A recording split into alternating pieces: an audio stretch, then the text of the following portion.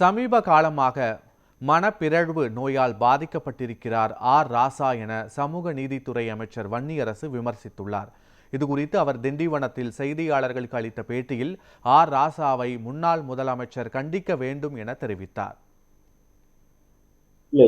மரியாதைக்குரிய அண்ணன் ராசா அவர்கள் சமீப காலமாக மனப்பிறழ்வு நோயால் பாதிக்கப்பட்டிருக்கிறார் என்று தெரியவில்லை. அதாவது எதை பேச வேண்டும் எதை பேசக்கூடாது என்கின்ற ஒரு வரையறை இல்லாமல் பேசுகிறார். மரியாதைக்குரிய முதல்வர் அவர்கள், முன்னாள் முதல்வர் அவர்கள் அவரை அழைத்து கண்டிக்க வேண்டும்.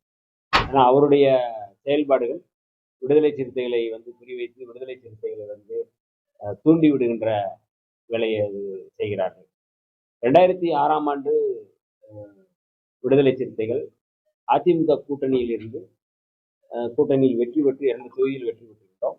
அந்த 2 தொகுதியில் வெற்றி பெற்ற பிறகு திமுக அன்றைக்கு வெறும் 96 இடங்களில் தான் வெற்றி பெற்றது. ஆனால் எங்களுடைய இடங்கள் 2 இடங்களும் அவர்களுக்கு ஆதரவு கொடுத்து 5 ஆண்டுகளும் மறைந்த மரியாதைக்குரிய ஜெயலலிதா அம்மையார் 2006ஆம் ஆண்டு திமுக ஆட்சியை ஒரு மைனாரிட்டி அரசு என்று தான் சொன்னார்கள். ஆனால் காங்கிரசும் ஆதரவு கொடுத்தது, விடுதலை சிறுத்தைகளும் ஆதரவு கொடுத்தது. அப்போதெல்லாம் ராசா போன்றவர்கள் மகிழ்ச்சி அடைந்தார்கள், வெட்டப்படாமல் தான் மகிழ்ச்சி அடைந்தார்கள்.